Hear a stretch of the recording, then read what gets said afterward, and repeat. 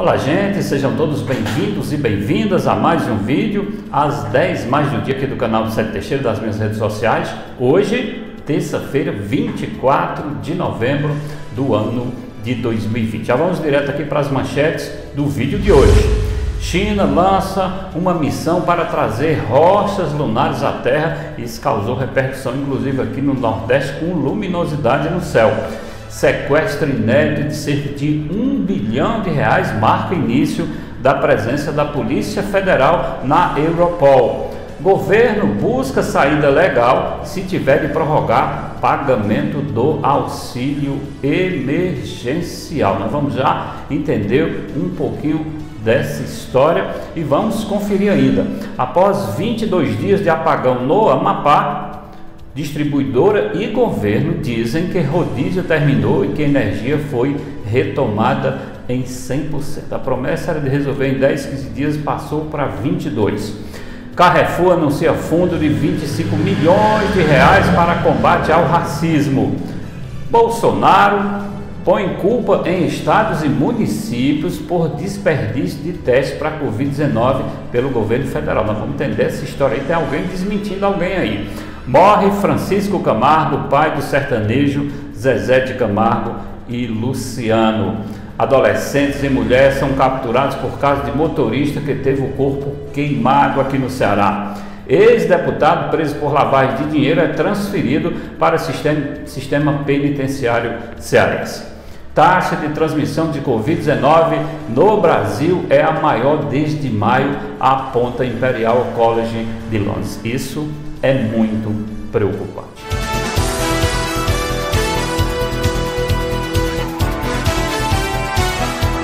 Gente, eu sou Célio Teixeira, agradecer demais aos amigos e amigas que já me seguem aí no canal do Célio Teixeira. Quem não segue ainda, quem não se inscreveu no canal, vai lá, se inscreve, convida os amigos também para fazer parte, acompanhar direto no canal do Célio Teixeira. Agradeço demais aos que já fazem e àqueles que estão chegando também. Muito obrigado pela companhia. Vamos então trazer os detalhes dessas manchetes do que nós vamos reproduzir aqui no vídeo de hoje. A China pretende reduzir um novo efeito na exploração espacial nesta semana.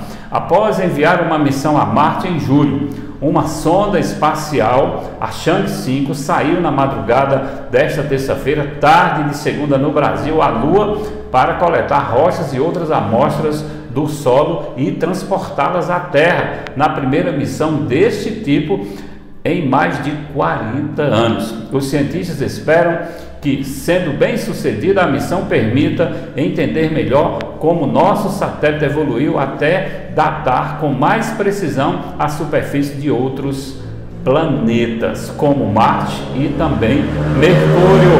O lançamento ocorreu na base espacial de Wanchang, na ilha tropical chinesa. Isso às 4h30 da madrugada na China, 17h30 de segunda-feira, horário de Brasília, quando o foguete Longa Marcha 5, que transportava a sonda, saiu da plataforma. Aqui no Nordeste, perceberam a luminosidade no céu nordestino, aqui no Ceará, de forma muito clara, e algumas pessoas ficaram sem entender o que estava acontecendo. A mega operação realizada nesta semana por parte da Polícia Federal e também da Receita Federal contra o tráfico de drogas marcou o início aí de uma cooperação inédita entre as autoridades brasileiras e a Europol. A Europol é uma agência da União Europeia para cooperação policial com sede lá na Holanda. A Polícia Federal teve entre os seus objetivos o sequestro de bens do tráfico de droga avaliados em aproximadamente R$1 bilhão. Batizada de Enterprise, a ação ocorreu em 10 estados brasileiros e também diversos países. De acordo aí com a Polícia Federal, foram alvo do sequestro aeronaves, imóveis e veículos de luxo, com a expectativa de que novos bens sejam ainda identificados. Para a Polícia Federal, a ação está sendo a maior da história do combate à lavagem de dinheiro, mas, segundo a polícia, é apenas a primeira de uma onda de iniciativas e operações que devem surgir nos próximos meses como resultado da cooperação internacional. Apesar de o ministro da Economia, Paulo Guedes, dizer que o governo não trabalha neste momento com a hipótese de prorrogação do auxílio emergencial, a equipe econômica estuda como pode estender o pagamento do auxílio caso se confirme a extensão dos efeitos da pandemia no início de 2021. Ontem, Guedes disse que em caso de uma segunda onda da Covid-19, o governo já sabe a parcela dos beneficiários que realmente precisa continuar recebendo o auxílio. A principal dúvida entre os técnicos da equipe econômica é como estender o pagamento do benefício sem furar o chamado teto de gastos, a regra que proíbe que as despesas cresçam em ritmo superior à inflação. Vamos torcer que essa segunda onda, gente, não chegue por aqui, mas nós temos informações ainda hoje preocupantes. Após 22 dias de apagão e rodízio de energia terminou no Amapá e o fornecimento foi normalizado, segundo a distribuidora de energia e o governo federal. A retomada de 100% do fornecimento foi possível após a energização na madrugada desta terça-feira de um segundo transformador na subestação de Macapá, que é aí a principal do estado e que pegou fogo no último dia 3 de novembro. O anúncio do término do rodízio foi feito pela Companhia de Eletricidade do Amapá às 8 horas e 12 minutos já de hoje, terça-feira. O rodízio do fornecimento de energia foi encerrado, segundo eles, de forma oficial. Com este transformador operando, o fornecimento foi garantido em 100% para atender 13 municípios que foram afetados com o acidente da subestação de Macapá no dia 3 de novembro, segundo órgãos de fornecimento de energia local. Agora eu vou dizer uma coisa, vocês já sabiam do problema, por que não tentaram resolver logo? Levaram 22 dias para resolver o problema. O Carrefour Brasil anunciou nesta terça-feira, já hoje portanto, a criação de um fundo de cerca de 25 milhões de reais para promover a inclusão racial e o combate ao racismo. A medida foi adotada após o espancamento e morte de João Alberto Silveira Freitas, homem negro de 40 anos, em um supermercado de Porto Alegre na última quinta-feira, dia 19. A imprensa não detalha que ações serão patrocinadas por este aporte inicial, mas afirma que está trabalhando em um conjunto adicional de ações e iniciativas em prol da cultura, do respeito e da diversidade, que serão oportunamente anunciados para a sociedade e o mercado em geral. Vocês imaginam o prejuízo que esses dois loucos desesperados provocaram para essa empresa? Primeiro, uma ação absolutamente reprovável de segurança desse policial, mas além de uma ação vergonhosa que ganhou as páginas dos principais meios de comunicação, repercussão nacional e internacional, e se imagina também o problema financeiro que essa empresa vai sofrer por algum tempo. O presidente Jair Bolsonaro culpou os governos estaduais pelo encalhe de quase 7 milhões de testes para diagnóstico da Covid-19 que estão guardados em um depósito no aeroporto de Guarulhos e vencem até janeiro de 2021. Os testes do tipo RT-PCR, comprados pelo Ministério da Saúde, que vencem entre dezembro e janeiro, somam 6.850.000 unidades. Outros 212.900 vencem em fevereiro e ainda mais de 70.000 em março. O estoque supera o que o país aplicou no sistema público de saúde até hoje, que foi de 5 milhões de testes. Isso é uma vergonha. Em uma postagem nas redes sociais, Bolsonaro foi cobrado por uma apoiadora sobre a notícia do desperdício de ter testes estocados que podem perder a validade.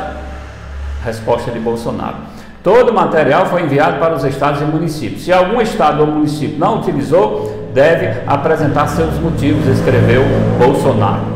O próprio ministro da Saúde desmentiu o presidente. Em nota, admitiu que os testes não foram distribuídos e estão no depósito em Guarulhos. Apesar de não admitir diretamente que os testes estão para vencer, o ministro informa que devem chegar essa semana estudos de viabilidade estendida para os testes em estoque que serão entregues para a Agência Nacional de Vigilância Sanitária. Gente, isso é um absurdo. Por que não distribuíram?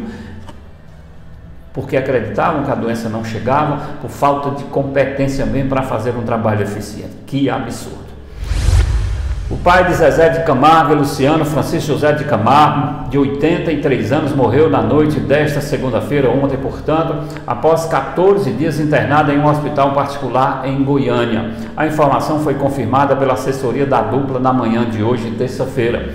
Por meio de nota, o Hospital Orion, onde Francisco estava internado, informou que o paciente morreu às 23 horas e 5 minutos por causa de uma parada cardiorrespiratória e uma instabilidade hemodinâmica.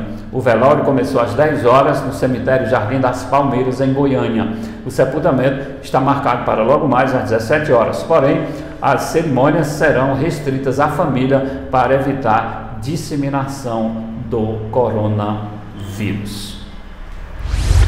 Um trio de adolescentes e uma mulher, olha gente, que coisa absurda, uma mulher de 18 anos foram capturados sob suspeita de envolvimento no caso do motorista de aplicativo que teve 95% do corpo queimado em Caucaia, na região metropolitana de Fortaleza. A apreensão aconteceu durante uma apuração conjunta da Polícia Militar e também da Polícia Civil aqui do Ceará na noite de ontem, segunda-feira. Motorista de aplicativo teve, portanto, aí o corpo quase todo queimado e está em situação muito difícil no HGF.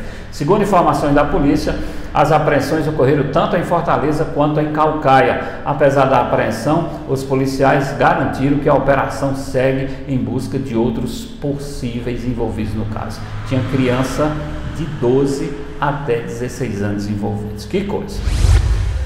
O ex-deputado federal e estadual Adail Carneiro, preso em flagrante por lavagem de dinheiro na operação KM Livre, foi transferido para o sistema penitenciário cearense. A informação foi confirmada pela Polícia Federal, onde o político estava detido. Adail estava na posse de cerca de 2 milhões de reais em espécie, escondidos em caixas de aparelhos de televisão, na sede de uma empresa de locação de veículos no bairro de Fátima, em Fortaleza. A prisão em flagrante foi realizada na última quinta-feira de 19 e convertida em prisão preventiva pela Justiça Federal na última sexta, dia 20. Segundo as investigações da Polícia Federal, o ex-deputado é líder de organização criminosa que fraudou licitação durante 20 anos, faturando cerca de 600 milhões de reais. Meu Deus!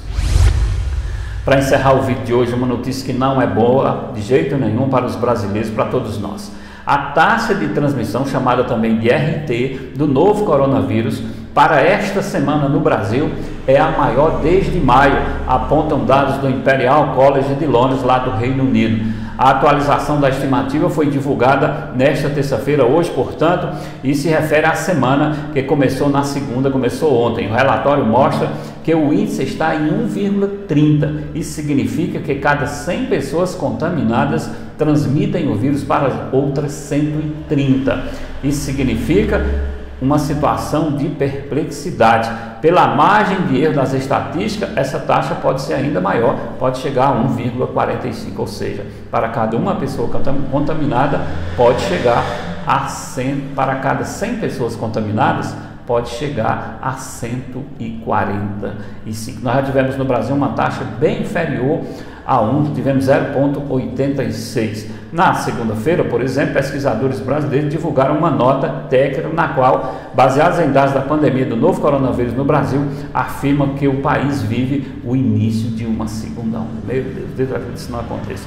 Eles apontaram ao menos 3 fatores para o aumento explosivo ou manutenção da grande circulação do vírus. Segundo eles, falta de testagem, e olha o tanto de teste que está lá encalhado em Guarulhos, falta de testagem sistemática com rastreamento de casos, falta de uma política central coordenada, clara e eficaz de enfrentamento da situação, afrouxamento das medidas de isolamento sem evidências empíricas, sem uma análise cuidadosa para um painel de especialistas. Ou seja, gente, 3 fatores que podem estar levando o Brasil a uma segunda onda. Isto não é uma notícia boa. Gente, agradecer demais a todos que já acompanham, que se inscreveram no canal. Quem não se inscreveu ainda, vai lá, se inscreve. Agradecer demais a todos pela companhia e amanhã nós estaremos produzindo mais um vídeo aqui nas 10 mais do dia. Muito obrigado a todos.